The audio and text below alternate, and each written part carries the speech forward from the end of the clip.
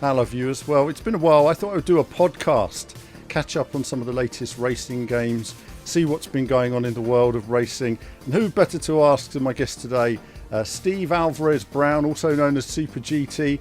Hello, Steve. Hello, Alan. A pleasure to talk again. It's been a while, so thanks for having me on the show. Yeah, no, well, firstly, great to have you here. We speak a lot about racing games, and it's good to have somebody just for me to talk to. I quite often when I make all my videos, it's me talking to a camera. It's just my opinion all the time. It's very similar for yourself, actually.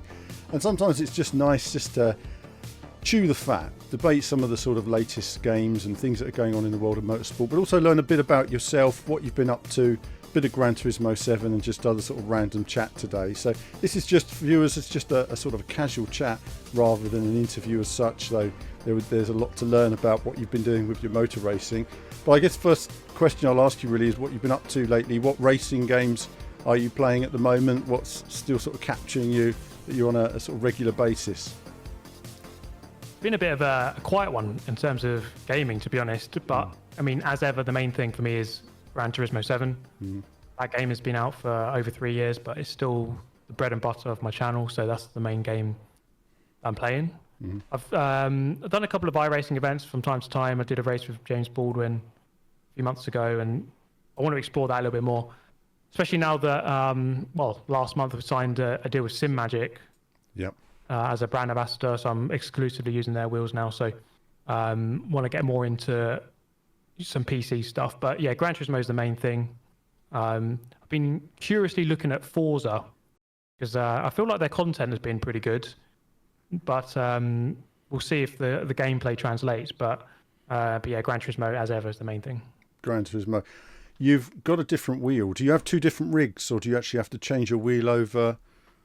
Or does it work on the PlayStation, the Sim Magic? It works on PlayStation. You do have to have a converter. I only have one rig, so it's fine. It's not a problem at all.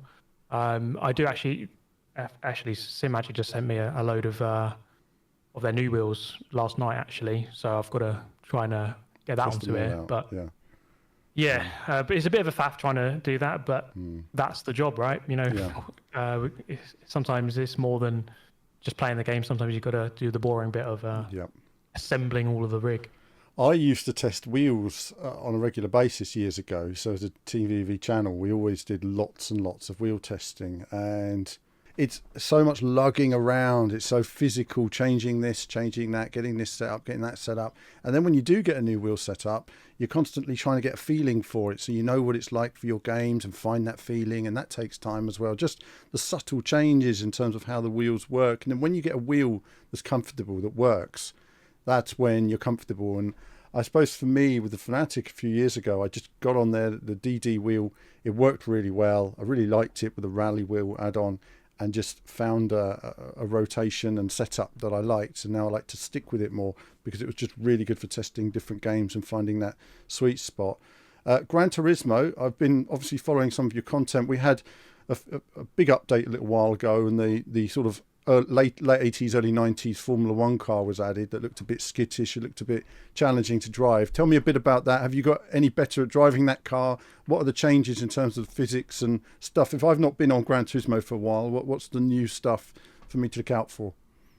Yeah, there's not been a huge amount of new stuff. I mean, because the game is 3 years old now, they're not adding a huge amount. It feels like the game is kind of peaking. It's past its peak, and they're adding a few bits here and there. But yeah, the F1 car they added a couple of months ago was a good addition. It was something a little bit different, a race car that we don't normally see.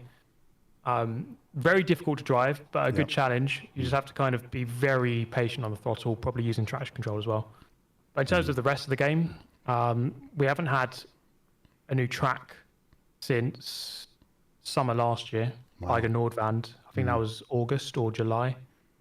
And then before that, it was November 23 with the Lake Louise, the ice circuit.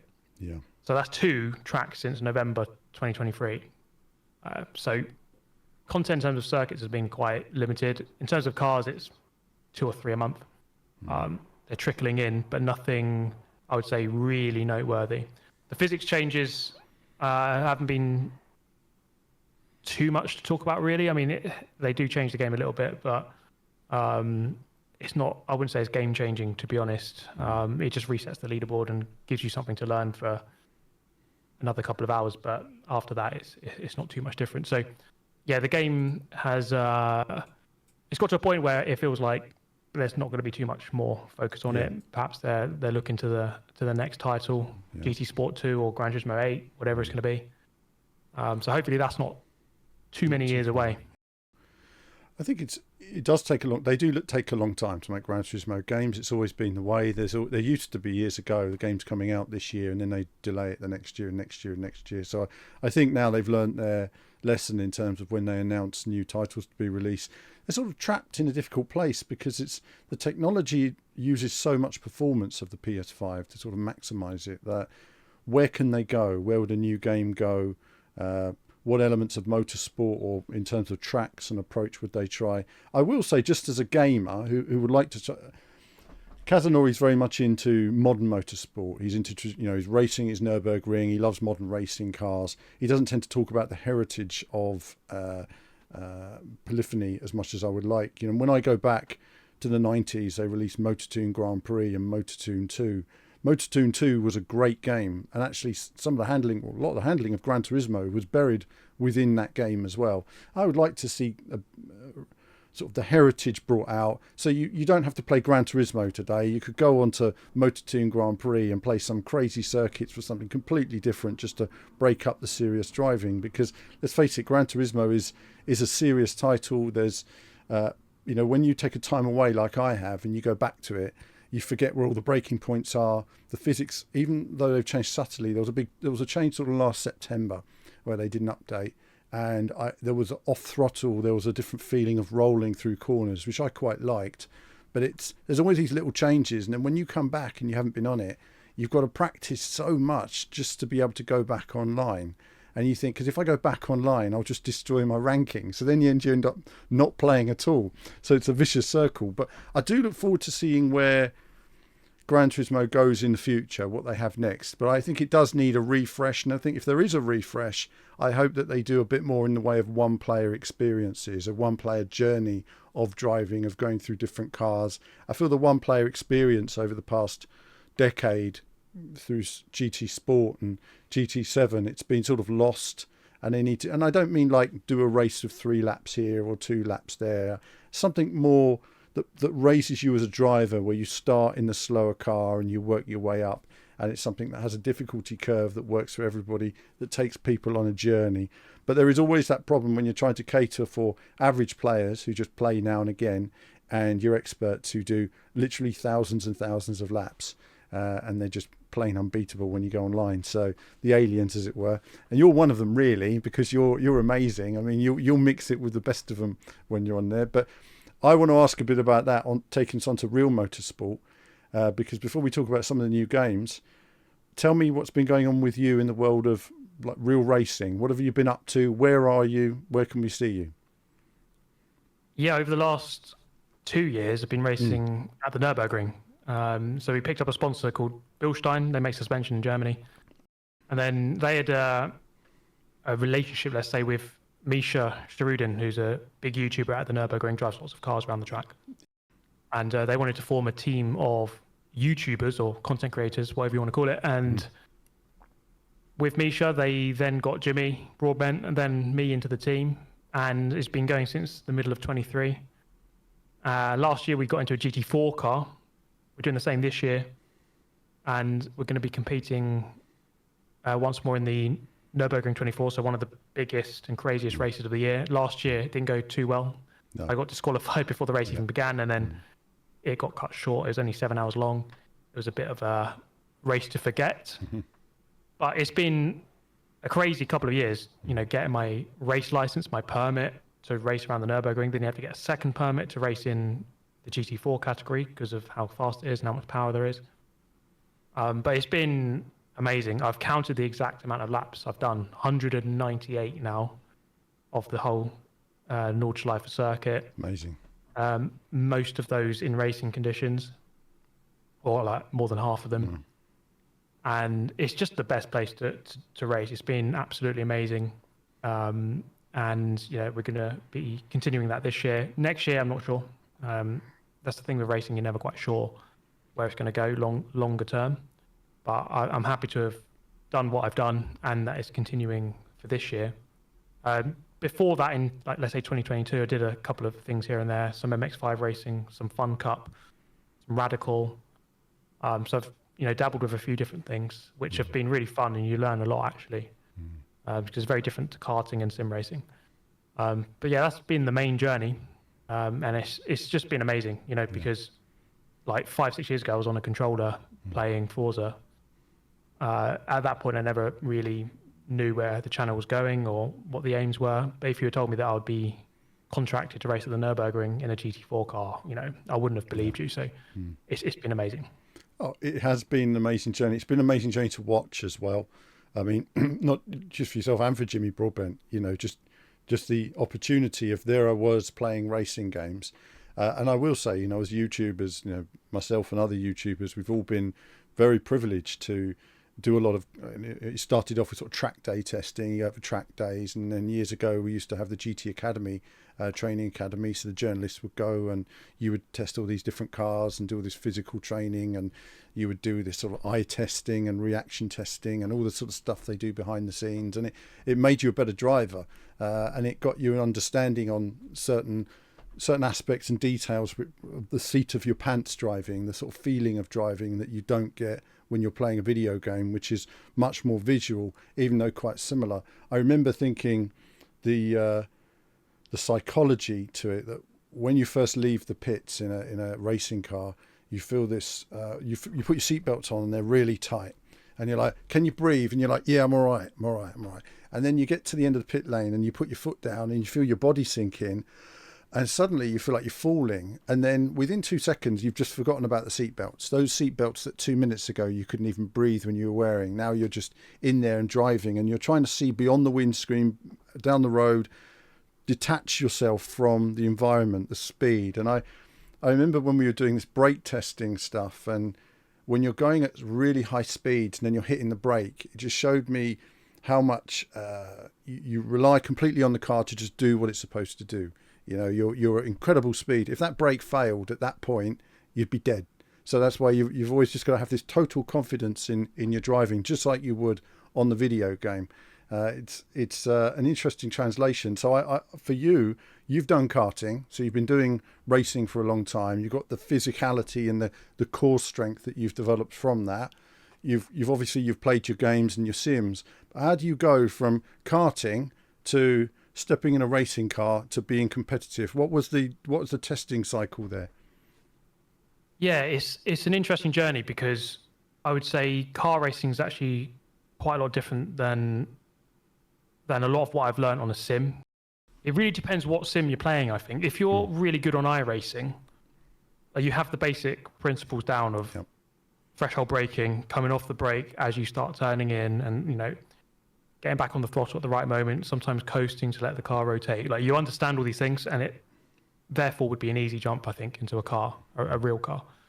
I think from my background, it's like I've just been playing Forza and Gran Turismo, which has some elements of realism, but I don't think it doesn't teach you exactly the right technique. So in many ways, I had to kind of relearn and completely undo all my habits, especially from karting, which teaches you certain things about braking and turning which don't work in a car. So you get a lot of karters who are really good at karting, and then they go into a car and it doesn't mean anything. It's completely different. So you have to kind of learn from scratch. So it was an interesting journey going into cars and having a lot of realizations that, oh wow, okay, I think I've got good racecraft and understanding of racing, but the technique of driving is different. So that was the main thing I had to kind of really pay attention to. A lot of looking at data, a lot of speaking to pro drivers and just asking for advice, and just trying to, I sit at home and I just watch onboards. It's like, I do that a lot, and I sit there and study what people are doing, how they're driving, how they're braking, how they're coming off the brake, how they're going around corners. And I just try to immerse myself in that world of what the pros are doing, to really understand it. So it's been quite tricky. It's been difficult. but I like the challenge, to be honest. It's been really good trying to improve at something, get better at it. I feel like I've got, as I say, I think I've got good racecraft and understanding. So as the pace gets better and better, I think I'm mixing it and I'm doing the right things. I know how to attack and defend and be consistent. But yeah, it's just the technique, just trying to work on that. Yeah, I mean, one of the things I found that was a learning curve was the basics was when I was first racing and getting my tyres up to temperature and then feeling the grip and understanding when peak grip is there. And I didn't really, I thought I understood it from TV and gaming, but when you're actually there and you actually feel the car almost leaning where the tyres are literally gluing to the ground, where you've got that temperature and it's just right. Talk to me very quickly. I find this all very interesting because you've got so much experience in it now, is the feeling of tyre temperatures, different types of tyres in different weather, but also finding where you're comfortable, understanding your braking distances and how that changes with the tyre temperatures, but also brake temperatures. Knowing when your brakes are working, they're up to temperature, perhaps a feeling. Do you feel like grinding in the car, or different things that give you an inkling of, oh, my brakes aren't necessarily up to temperature, or they're locking a bit? Or what are the sort of feelings you're getting as a driver with these elements? You know what? This is something that sim really doesn't teach you. Because in a sim, let's say Gran Turismo, everything is pristine and polished and perfect in Gran Turismo. Your car is never damaged. I know you have like simulated mechanical damage, but for the most part, your car just goes around in perfect condition all the time. It doesn't make any weird noises. It doesn't feel weird. It just does exactly the same thing on lap 1 compared to lap 5 million. But in a real car, things feel weird. You hear different sounds. You're like, what's that? I don't know what that is. You don't get told what everything is. In motorsport, you kind of just get bundled in the car and go, right, yeah, just drive it. And you don't get told anything. So there's a lot of like finding things out, or like learning things in a weird way. You kind of just have to ask questions, and sometimes you don't know what questions to ask because if you're going into a car and you don't understand car racing, you don't understand the mechanical nature of a car, then you don't know what to ask. So it's been a bit of a weird journey, but when it comes to like brake temperature and tire temperature, you just you have to go along with what the team tell you. Warm up the car on the warm up lap. Okay, like how? Like what do I need to do? Do I need to brake and turn? Do I need to go really fast and brake? Do I do it in a straight line? Do I turn and do it? So you piece it together over time, and now with a couple of years behind me, I know how to do it. I know what it feels like. I know the best way to warm up the tires. And there are big differences actually. We've run soft, medium, and hard tires. Like let's say the soft tire, for example, at the last race, I come out of the pits and immediately I was under pressure. So I kind of drove quite hard and I cooked the tires like really early. And we have to do 6 laps of the Nürburgring, or 7. And that's, it's a long lap. So you're out there for an hour. And if you cook the tires too early, you're done for the rest of the stint. So by lap 2, I'm already getting lots of understeer on a lot of the corners because I've cooked the tire too early. So you learn that lesson the hard way. So is that increasing wear or reducing the optimum grip? What was the cooking the tires? What are the key thing? How it affects the tire? Well, the main thing is just your grip level just drops off. You can feel you're turning in to the same corner, and it's just not going in at the same speed. It just won't do it. And then it just gets worse and worse every lap. So you have to manage your tire, and that's like a lesson I've learned over the years, which is just, okay, come out of the pits. There's no need to like go crazy on the first lap. Let's just like ease into this, get the tires gently up. And then you learn what the limit feels like of how hard you should smash the brakes. And the main thing I think is like braking and turning at the same time. That's what really does a lot of the damage. So you learn how to like brake in a straight line, then trail brake, come off the brake, and then start turning in. And you get that balance right, and you learn how to better do that whilst going fast at the same time. So it's a lot of paying attention to how your stint goes. I write a lot of notes, so I remember. And then also just looking at the data and talking to we've got a pro driver called Manuel Metzger on our team, who's a really, really good driver. And you just got to speak to these guys and just ask him what's going on, because he can go into it in 1,000 times more detail than me. So if I tell him what's going on, he'll be able to tell me straight away. Oh, it's because of this. You're braking too hard and turning. So just brake 10 meters earlier and just be a bit more easy. Long term, it'll be quicker. It's that kind of thing. That's really interesting. See, I love details like that. I guess one of the questions I would have for him would be, okay, so we want to keep the tyres, bring the tyres in slowly from the start of the race. Is that going to be more affected in high-speed corners where you've got friction over the tyres, it's sort of lateral as it goes through the corner, or in slow-speed corners where you're trying to carry high apex speed because you're still putting a lot of load and weight onto the car tyres through the suspension? And of course, then that depends on, like you say, how much air you've got in the tyres, how the car is set up. So many little details in terms of the balance you have in that car, that it's so much to learn that you just, like you say, you don't have in Gran Turismo. In Gran Turismo, that's the braking point. It's the same braking point every time you come round at that point. There's no gusts of winds that suddenly blow the car around, or, like you say, strange squeaky things in the cockpit that make you think, what the hell is that? Or ever so slightly, sometimes an inexplicable something changes, a little bit of loss of rear grip that suddenly wakes you up a little bit if you were just getting into a rhythm.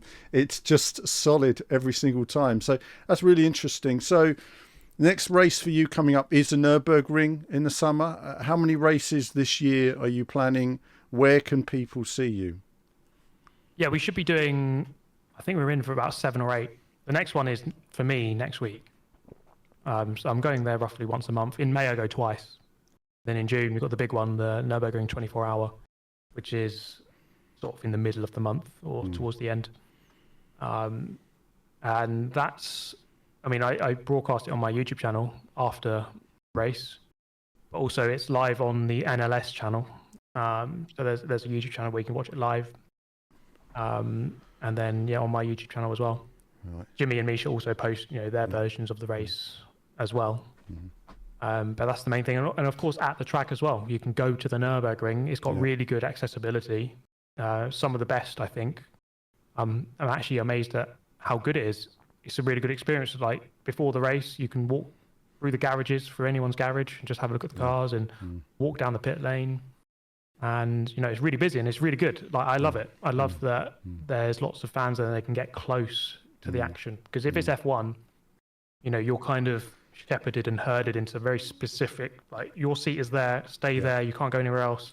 Like you're very restricted with where you can go. And then you look at the NLS at the Nürburgring, and even like the 24-hour as well, it's like really open. You can walk on the pit, you can walk on the grid before the race, and like you can't get that accessibility in most places. So I would definitely recommend, if you're not too far away from the Nürburgring, then giving it a go for at least one race. Yeah, well, I'll have the links in the description. Keep an eye on that. Good stuff, and good luck in all of the races there. Let's talk some racing games then. Let's move on to Assetto Corsa Evo. You went to the Sim Racing Expo last year, tried it out, saw how it was. I watched your content on that.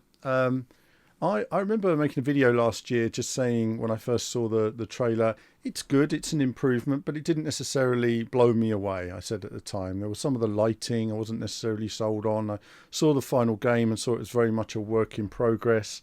We know that Assetto Corsa will come to life when the modders get on there and start working their magic, but at the same time, I don't know, maybe I was expecting something that was going to take the experience forward visually in a different way. I was expecting something that was really going to be market changing, and it's an evolution, but it's not necessarily floored me. You've been playing it a bit. How is it, and is it something that you're seeing move in the right direction? Have they been updating it? I haven't played it yet, so I need to get onto it at some point, but how are you finding it?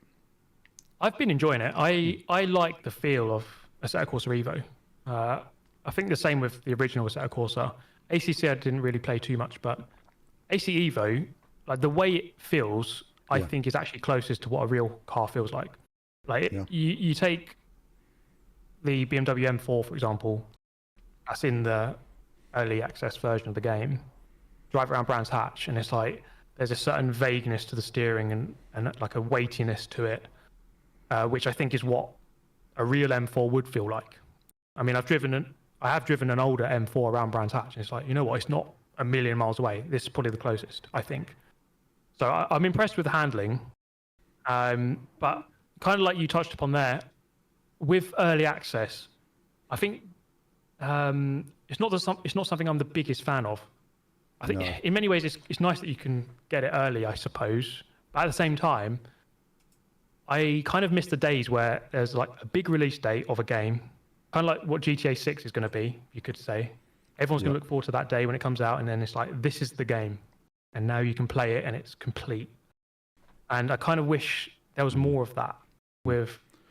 I don't know if it's the right or the wrong thing to do, but like for me as a consumer of the game, I would love to have, right, here's the release date. It's 20th of November, 2025. AC Evo will be complete. It will have all of these tracks and all of these cars.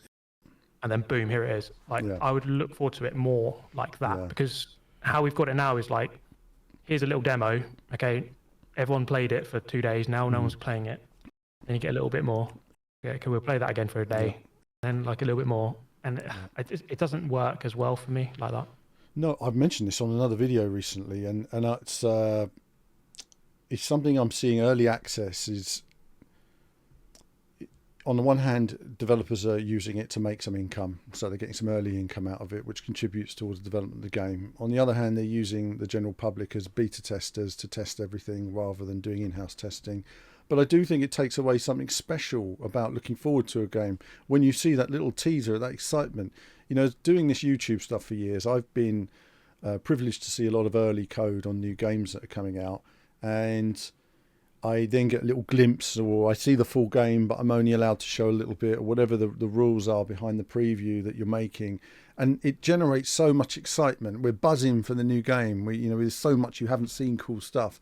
And it does draw out the excitement to a point where when a game's finally released, it feels old.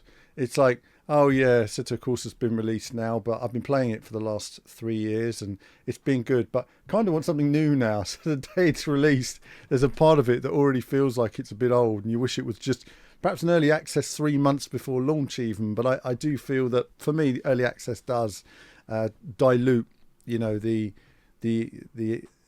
excitement around it.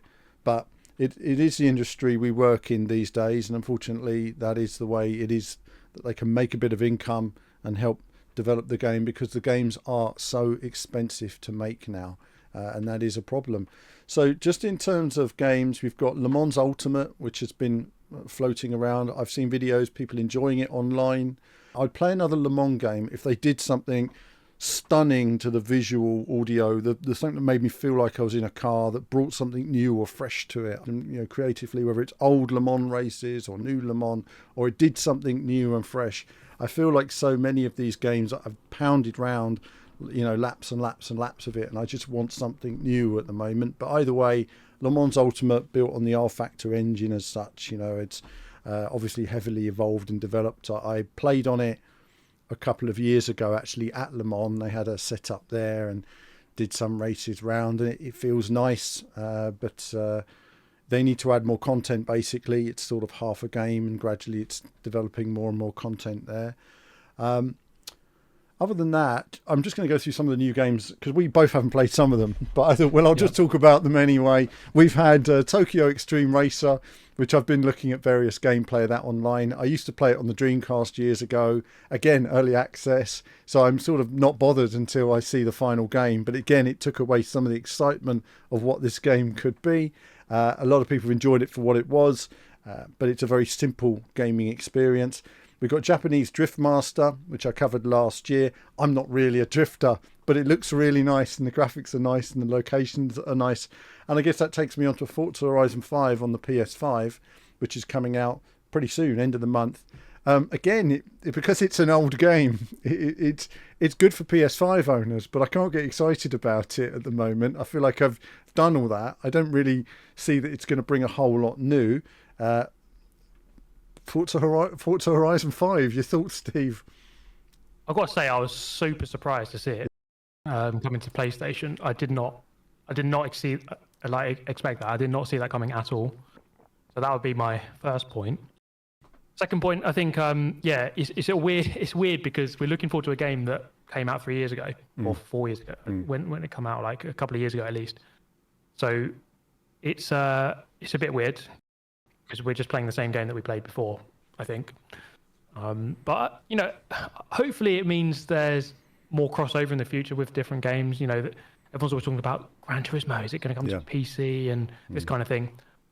I don't know if it will open up more doors with other games. It'd be nice if it did, I think. But Horizon 5, I enjoy those games, but I don't play them too much. I think I'll just play it as a nice casual bit of fun, but nothing much more than that. I think the formula for Horizon is clearly successful. It works. I've seen younger relatives play it and just be obsessed with it. They love it. It's like the modern version of having a load of Hot Wheels cars. I used to have a load of Hot Wheels cars in a tub and mess around with them. It's the same thing, I think. It's like the modern digital version of that. I think it's a really cool game. I really like the idea of it. I think it makes cars really accessible, especially for younger audience. Makes them fun and approachable. So I really like Horizon. I like its place in the world. I dabble with it casually. I make the odd bit of content on it here and there, but I quite like. I respect Horizon. The only issue with it, I suppose, is that it's kind of taken the mantle of Forza away from motorsport, which was my original love. That's the game that got me into proper online racing and racing properly, as opposed to burnout style smashing into everyone. So that'd be the only thing, I suppose. But I still like Horizon. It's been an interesting journey. I mean, Forza Motorsport was king and it was growing. I'd say Forza Motorsport was wow, even though it ran it, it's slightly rougher looking. And then Forza Motorsport 2 moved forward in some ways, but not quite the way everybody hoped. And then 3 really was a big step, and 4 continued what 3 was doing. And then since 4, I can't say I've necessarily... it's just not been as good, frankly, since 4. That was the sort of peak Forza Motorsport. And one of the main issues for me is the handling. I play with a wheel, and I just it's fine. It's fine. It's fun with a controller if you just enjoy it for what it is. But in terms of handling and where the feeling of the car and everything, and I just can't really get there with Forza Motorsport. I feel like, and visually as well, it's fallen quite a long way behind where it should be. The artistic approach to it. I think Forza Horizon, again, it's one of those games where when you come into it, what's it going to be? I had a lot of fun on Forza Horizon 1. And then 2, they made it where you could drive through fields and sort of change the sort of into this toy town. But I found that the characters just had a sort of superficial nature. It just didn't appeal to me in terms of developing as a driver. And I love the graphics on it, but I just wish the driving was a bit more rewarding, and that there was a story that took you on a bit more of an evolution, perhaps starting with a slower car and working your way up. I really like the idea of developing yourself in this world rather than instantly starting where you do. And like you said, young kids love it, and I guess in a way it's about different. They're trying to make a game that appeals to everybody, and I think sometimes you can make a game that appeals to everybody, and I'll play it for a bit, but then I feel like it's so superficial. I feel like I'm done with it. But I'm always impressed with what they do. The Lego Town looked amazing, for example. The Hot Wheels tracks DLC was amazing. So technology-wise, they've got really good stuff there. I think it opens it up, bringing it to PlayStation, because Xbox just aren't selling enough on their own, and they realise, why not? We've sold as many as we're going to sell on the Xbox. Let's just ship it onto PlayStation and sell a couple million units and make the money out of it. So in terms of the budget they make from that, then they can redirect that to the future. But I do feel they need something new in terms of the journey. I do find it just repetitive. Do a rally here, do a rally there, do a race here. They're all just the same. I remember when Project Gotham 3 came out, where as you work your way through, the crowds got bigger and bigger. Well, at least that was the initial idea they were working on. And I like something where perhaps, like you talk about motorsport and how it changes up to Formula One, perhaps as you work your way through the game, there's a real sea change in terms of you as a driver. We'll wait and see. I will just say finally on that point, Mario Kart World Tour was shown a week or so ago on the Switch. They seem to be going down the Forza Horizon route with Mario Kart. And I think that's taking exactly what you've just said about capturing that younger audience and letting them play with the different characters and just go and explore and making it simple to enjoy the game. Yeah, no, for sure. That formula clearly works. So I think a lot of other games are trying to copy it. I think on the note of Project Gotham Racing, if they just did PGR 5, I would play that 28,000 hours a day. I would. It would be the best game ever. I think PGR 3, PGR 4, they're sorely missed. I really think that. Honestly, I think they're some of the best games I've ever played. As someone who's very much into sim racing, and real racing, actually a lot of my favorite games are sort of on the more arcade side. Like PGR, there's a game called Blur back in the day. Race Driver Grid, the original one. So some of those are a lot of my favorite games. So if we could recapture kind of that spirit of a racing game, that'd be so good. I think PGR 4 especially, they had such a good online system, like a daily tournament system. It felt like it meant something. And then you go on sport mode now on Gran Turismo, and I love Gran Turismo, but the online could just do with so much work. There's so much possibility. There's so much there's endless possibilities. I'm sure they have the resources to make it happen, but they just they're very specific with how they want things to be done. They'll do it in a very specific way, and we don't want to deviate from what we know and what we've. But there's such a big possibility of you making a really fun, engaging game that you want to come back to, because sport mode at the moment, Gran Turismo, is just this week, for example, it's Group 3 cars at Deep Forest, and that has been Daily Race C for probably 5 or 6 times in the last couple of months. So it's almost every other week, it seems like. It's just wow, you just got no creativity. You could at least choose a different track that we haven't had before. So yeah, there's a couple of points to unpack there, I suppose. But the main thing, I suppose, is there's some of the older games did things better. We're not necessarily in a better place now. We should be. PGR 4 is it's from 2007. It's nearly 20 years old, but it did so many things better than modern games. I mean, you also had a ticker which would show you the latest times coming in. So when you went online, you would see, your friends have beaten you in the leaderboard on this track or that track, or who's leading what where. There used to be features where you could tune in and watch people racing and stuff like that, and you could just watch people and stuff. That's something as well, which I think Gran Turismo is missing, especially, which is just proper leaderboards. There needs to be a mode. I think every game, kind of like Gran Turismo or Forza, should have one. Forza does it a lot better, where it's literally, here's all the tracks, and here's all the classes of car. You can choose any combination, and here's the full leaderboard, of everyone who's set a time, and you can just go on there and try and beat any ghost and try and put yourself up as high up the leaderboard as you possibly can. Gran Turismo doesn't do leaderboards very well, in my opinion. And that was something that was really cool about PGR, just logging on to this track, Las Vegas, this in Class A, trying to get yourself in the top 100. And there was just this world global leaderboard to look at and try to work your way up it, try and get in the top 10%, then 5%. Gran Turismo has that to some extent, sport mode, but it doesn't have a never-ending leaderboard that is always there that you can pump times into. Circuit Experience and the licenses only have top 10. So if you're not in the top 10, you're not going to get on that. And then you've got your friends leaderboard, which is okay, but it doesn't tell you your true placing in the whole world. So yeah, leaderboards for me, I just wanted to get that point in there, because I think leaderboards is something I love, and I think it would just add another a huge sort of endless mode into the game. Yeah, I mean, there was a lot of ideas. Forza Motorsport integrated leaderboards back on the original Xbox really well. PGR 2, different elements. And then really PGR 3 took it a whole step forward, like you say, with the ticker, the times, the PGR TV, lots of things. And also for people who haven't played PGR, I mean, you're racing around cities. There were awesome racetracks in there. They were thrilling. They were fast. They even integrated bikes in a way that made them fun.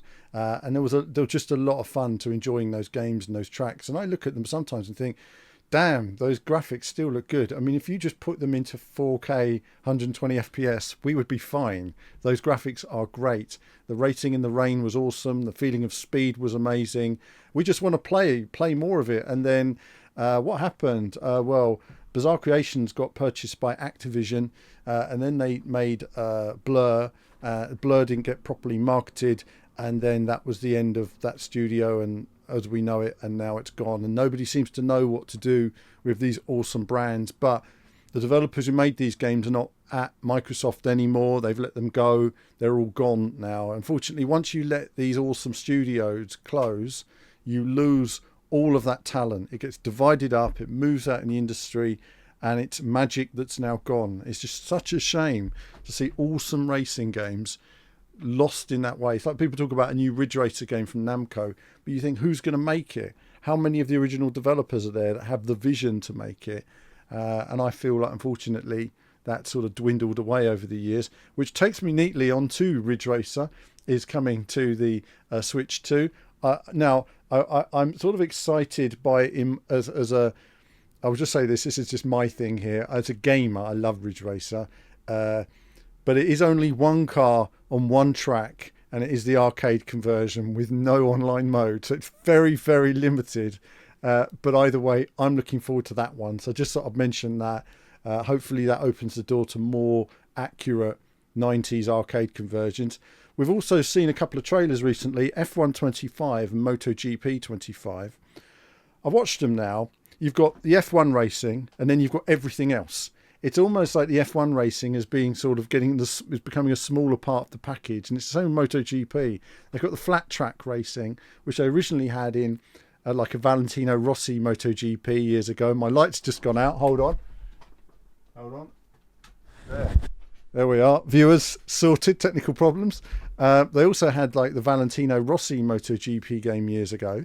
And they added these sort of elements to it. I think they had the Milan, the Monza Rally. I went there for that years ago. But I don't know. I feel like at the moment, rather than fixing some of the core problems on the games and the core issues, the handling, the actual racing of F1 or the racing of MotoGP, rather than honing those experiences, I can't help but feel that the same bugs sometimes find themselves into the next game, the same gameplay limitations find themselves into the next game, and we're not fixing the core element of the racing. And I'm finding myself less and less excited by some of the annual releases now in sports.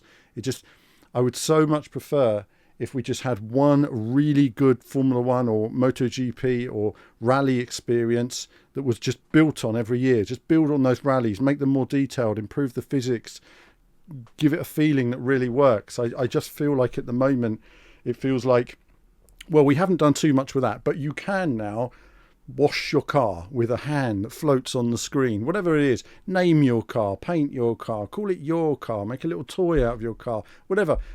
Or let's add management features that have no interest to me whatsoever these days. Let's add some management features in there. I kind of feel that's a separate game. So I'm rambling a bit there, but what do you think, Steve, when you see these new games? Are you looking forward to them? I went to play F1 25 last week. I went to Codemasters for the first time. I've never been there before. I tend to not like the F1 game. I wouldn't say I hate it. I don't get on with how it feels. I think it feels very floaty. Yes.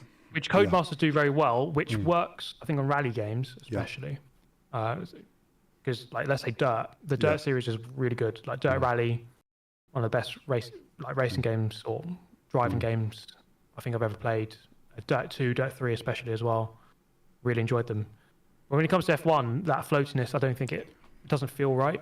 And I've never quite got on board with how it feels.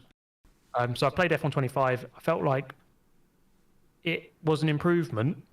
It felt a bit more rooted and a bit more planted. Yeah. Because if anything, an F1 car, it's not the heaviest car, but it is a car with the most downforce. It should feel planted. Yeah. It should feel very rooted to the floor. And it kind of did on the entry, but on the exit of the corner, it just had like no traction. Like you couldn't get on the power. That's right. Like there was no rear grip at all. The main issue for me is it's just an evolution each year, like a small evolution. Like they make it 2% better every year, and I just think it needs to just like completely. Like, I want to see like a completely different looking game. Yes. I think the physics are like. I just want a different like engine to play the game on, and for it to look different. It's just like it's the same graphics, just like turned up 2% every year. It doesn't like I don't think it looks that good. It looks outdated. I think the graphics you have to have like really good PC settings, and then it doesn't even look. Track modeling. I mean, you see the tracks; they're big and wide in Gran Turismo. There's a real detail, feeling of undulation. You just don't get that same feeling of depth of the tracks. They feel quite flat, lower resolution, a bit basic. This is why I want to see all of that improve. They are improving one track or two tracks a year, but like you say, it's that 2% improvement. They laser scanned a lot of the tracks, and I played some of the new ones, and it is an improvement. I would say that when Gran Turismo 7 came out and they had their laser scanning and their detail of graphics, I was kind of blown away by it. I think I drove around Brands Hatch, and having driven around there in real life, I'm like, okay, wow, yeah, this is really good. Like the lighting, like the time of the day that I choose, it feels like that is the time of the day, like genuinely. And like the way that everything lines up with like the trees and the horizon and that kind of thing, like everything feels dead right. I've never felt that way on F1. Never on any track, not once. And I've been on quite a lot of the tracks. Driven Silverstone, I've been around Yas Marina, been around like 3 or 4 the other ones, and I never felt like, wow, oh my god, this is like perfect. This feels like I'm totally immersed. So unfortunately, I just feel like it just needs a complete refresh. Like you can add all these little settings in the management, the career mode, and we've tweaked this little setting, we've added this setting here, but like the main thing is just how it feels, how it drives. That's 90% of the game. That has to be right. So for me, I mean, I've talked about this years ago, but the track modelling for me and just the general modelling, it feels dated. They were building on it in 2018. They got a new lighting model, big step from 2017 to 18, another step for 2019. But since then, really, it feels like it's just been a small evolution of the same game. There's less and less investment going to the main game. I think, like you say, they need a complete change, a blank canvas, and something that truly takes it to the next generation now. And like you say, Silverstone, it just doesn't feel like Silverstone. There's just a lot of detail that's there, and that's why I talk about the resolution of the circuits in terms of the different bumps and cambers and stuff like that, the materials. None of it really feels viscerally like you're actually there. So F1, I mean, F1 should be a joy to drive, but there's also limitations in the handling. I mean, you say like they've got downforce, but because they're going so fast through the corners, there's a constant slide again through the corner. There's always that sort of understeer slide through the corner when the tyres meet the limit of adhesion and traction. It's getting that feeling just right and a new level of depth.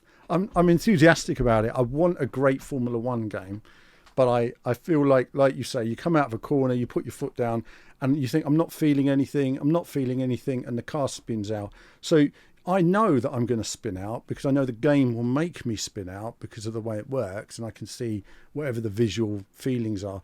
But there's no feeling to me of driving, of why the wheels are just spinning up. It's like cold tyres all the time or something. It's just not getting traction.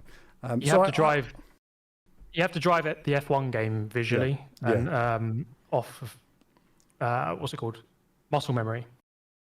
You don't drive it. Something like iRacing. I'm not saying that F1 should be on the level of iRacing in terms of how it feels.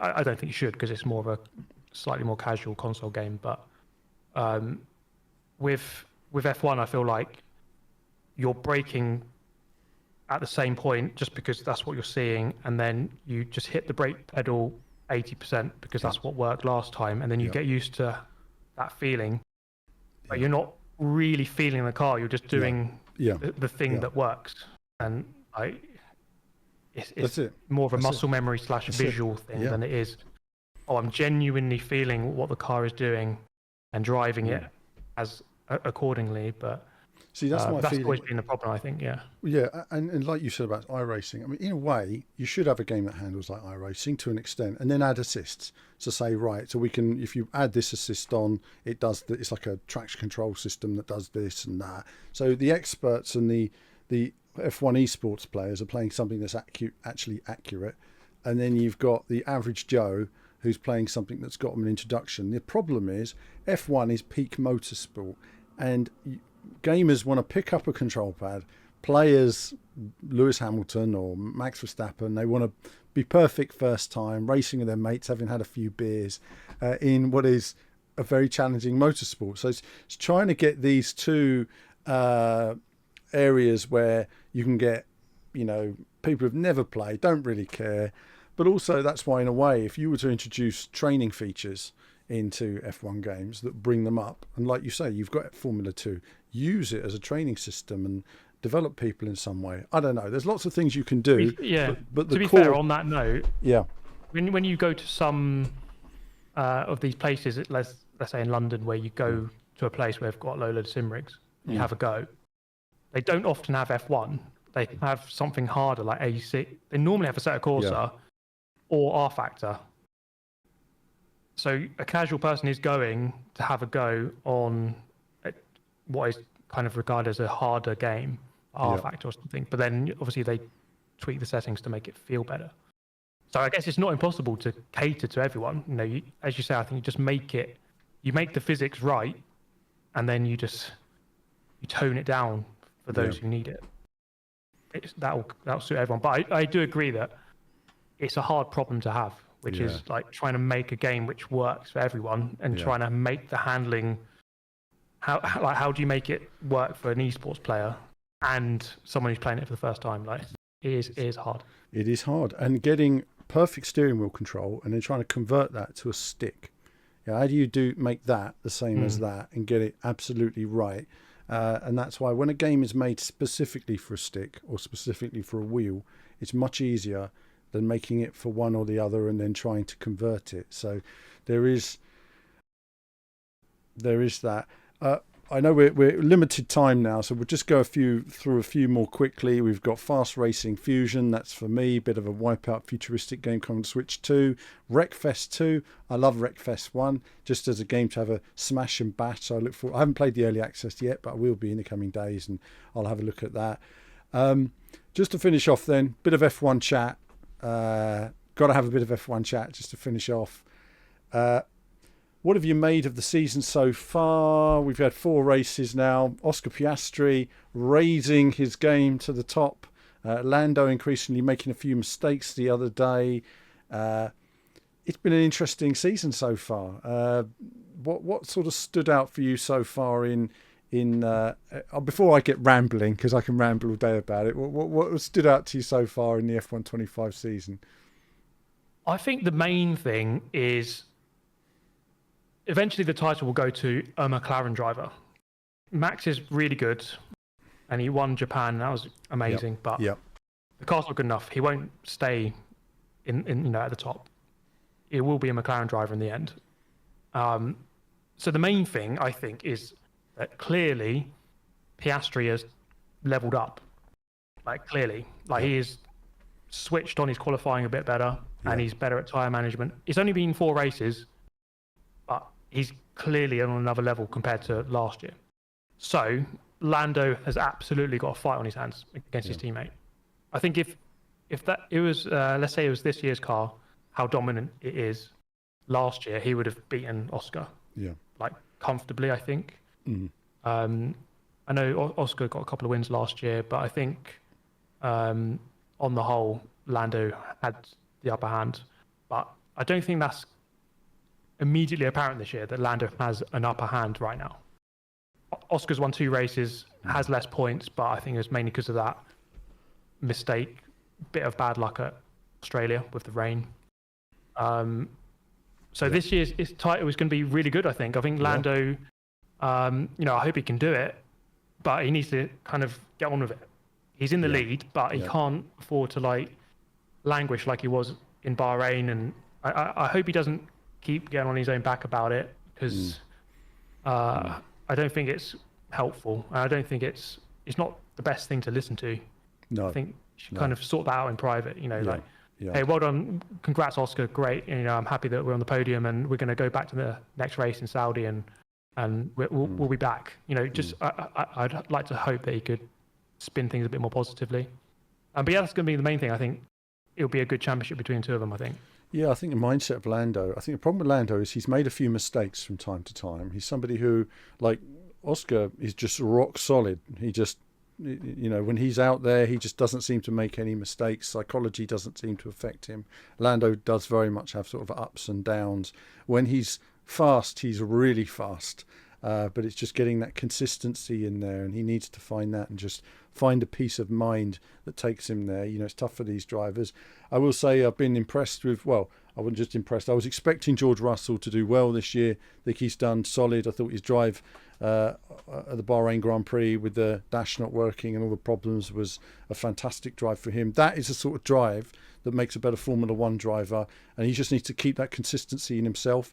I think being the team leader has helped him massively now in just focus on himself and the car and what he's doing there. I think Max is out driving the Red Bull, but we don't fully understand the problems of where that Red Bull is. It might be a better car or a worse car, depending on when it's in and out of the zone. It's very much like that. Ferrari, not quite as quick as I thought they were going to be this year in terms of development, their development curve over the last few years. I think they'll find themselves, but after the Spanish Grand Prix, they're going to remove the bendy wings and things and flexible wings. That's all changing. I think when the rule change comes in, we're going to see a lot of upgrades to the different cars. I think we might start to see a sea change in different teams in terms of performance later in the year. I think Mercedes is sort of hanging in there until that time comes as well. So it's going to be interesting to see the changes just up and down the grids. Racing Bulls seems like a nice, solid, fun car to drive. Williams, doing surprisingly well, given that their car hasn't necessarily moved on as much as some others, and they're focused very much on next year. I think Stake F1 have been poor, bearing in mind they're becoming Audi next year. I was expecting them to be moving up the grid a little bit. Apologies, viewers, for my flickering camera, by the way. I've had an update directly before this from NVIDIA, and it's buggered my camera, but that's another thing. And also Haas. Haas, very much ups and downs. Ollie Behrman, tremendous drive on Sunday. The young talents we're seeing doing really well coming into Formula One. They have very limited experience, so it's really important for them to get that experience under their belt and find themselves within the car, and these are complex cars to drive. Loving it this year. I think it's going well. We just need to make sure we have less races like Suzuka, where it was really boring, where we have tyres that actually wear out. I think the whole concept of when you can put a hard tyre on lap 3 and complete the race, it's just no good for racing, especially when the real challenge is in maintaining those tyres and in the pit stops and other challenges that come along the way. So the Pirelli have said that the tyres are now going to be wearing a lot more in the next few races and creating those pit stops and opportunities and making it difficult for the teams to know which tyre to go on. I like it when you've got softs, mediums and hards all in use at the same time. But F1, who do you're thinking about? Oscar Piastri, I guess, this season, Steve, being the man. Is he the one that you reckon? He seems the most assured right now. Obviously, it's early yet. Lando, as we've said, has had the upper hand over the last couple of seasons.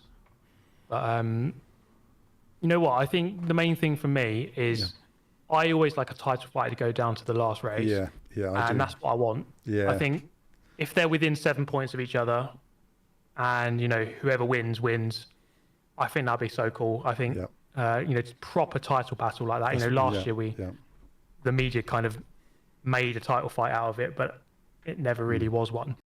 But it'd be good to have a proper one where you genuinely don't know who's going to win it, and it's going to be really close. And it'll be between Lando and Piastri. I think I can't see anyone else getting in there. I mean, like you say, George has driven really well, Max has driven really well, but I don't think their cars will be good enough for the whole year. McLaren they're just too far ahead. I think they'll keep that advantage. So that's the main thing. I think I have hope for that close fight. I think it could go either way. I think you're right. I think it all depends on technical changes within the year.